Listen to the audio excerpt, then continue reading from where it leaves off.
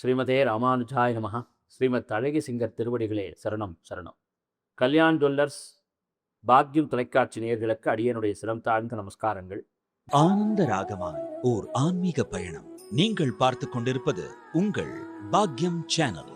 வழங்குவோர் அன்புடன் கல்யாண் ஜுவல்லர்ஸ். இது உங்கள் பாக்யம், எங்கள் பாக்கியம்.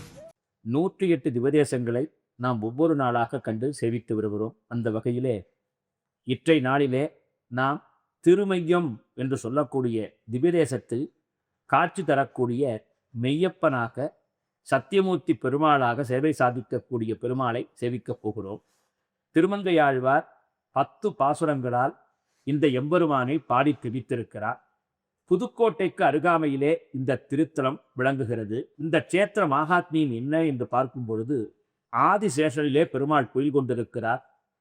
ஸ்ரீதேவியும் பூமாதேவியும் பெருமாளுக்கு கைங்கரியம் செய்ய அந்த நேரத்திலே மது கைடபன் என்று சொல்லக்கூடிய 2 அரக்கர்கள் அங்கு வந்து அட்டகாசம் செய்து அந்த வைகுண்டத்தை கலவரப்படுத்த பெருமாளுடைய திகில் கலைந்தா என்ன செய்வது என்று ஆதிசேடனும் ஸ்ரீதேவியும் பூமாதேவியும் சிந்தித்துக் கொண்டிருக்க அவன் அட்டகாசம் இருவருடைய அட்டகாசமும் பெருகி வந்ததால் பூமி பிராட்சியும் ஸ்ரீதேவி பிராட்டியும் பெருமாளின் திரு சிரசுக்கு பதிலாக திரு சிரசிற்கு அருகிலே வந்து புரிந்து கொள்ள அதுவரை பொறுமையாக இருந்த ஆதிசேஷன் இனியும் பொறுப்பதற்கில்லை என்று சொல்லி தன்னுடைய திருவாயிலிருந்து அக்னி ஜுவாலையை கக்குகிறார்.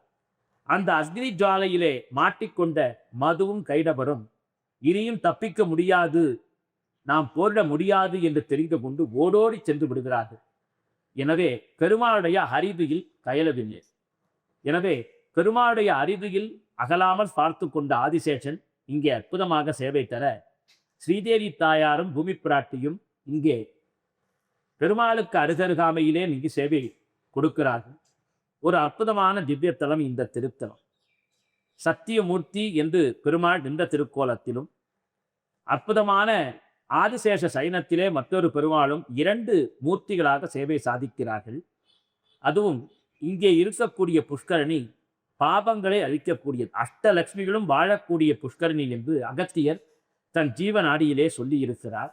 எனவே இந்த திருமையம் என்ற பெருமாள் என்னென்ன அனுகிரகத்தை செய்யத்தக்கவர் என்று பார்க்கும் பொழுது வாழ்விலே யாரெல்லாம் உண்மையாக வாழ வேண்டும் என்று நினைக்கிறாரோ அவருக்கெல்லாம் வழியை காண்பித்து அருளக்கூடியவர். சத்திய சுரூபன் என்றே எம்பெருமானுக்கு பெயர். சத்யநாராயண பூஜையை செய்கிறோம்.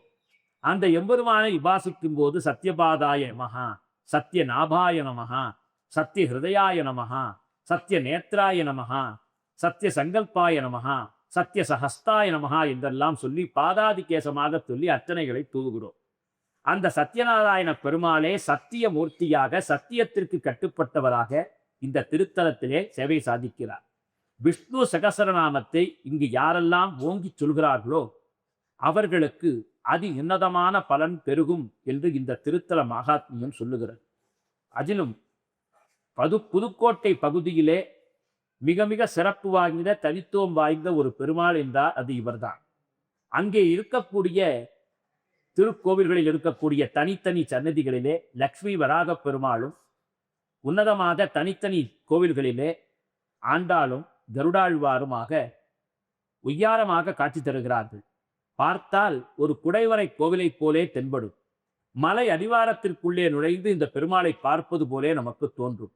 மூல பெருமாளை பார்த்துவிட்டால் நம் மனமே மயங்கிவிடும். சாந்தாஹாரம் புஜக சயனம் பத்மநாபம் சுரேஷம் விஸ்வாதாரம் ககன சதுஷம் மேகவர்ணம் சுபான்கம் லக்ஷ்மி காந்தம் கமல நயனம் யோகதித்யான கம்யம் வந்தே விஷ்ணும் பவ பயகரம் சர்வ லோகைக்க நாதம் என்று விஷ்ணு சகசநாமத்தினுடைய தியான ஸ்லோகம் சொல்லுமா போலே எம்பெருமான் அரவணை துயிலுமாலாக சேவை சாதித்துக் கொண்டிருக்கிறார். இன்றும் ஆதிசேஷன் அக்னியாக எப்படி தகித்தாரோ அந்த அக்னி ஜுவாலைகள் எல்லாம் இங்கே அற்புதமாக பாறைகளிலே இயற்கையாகவே வந்து நிற்கிறது.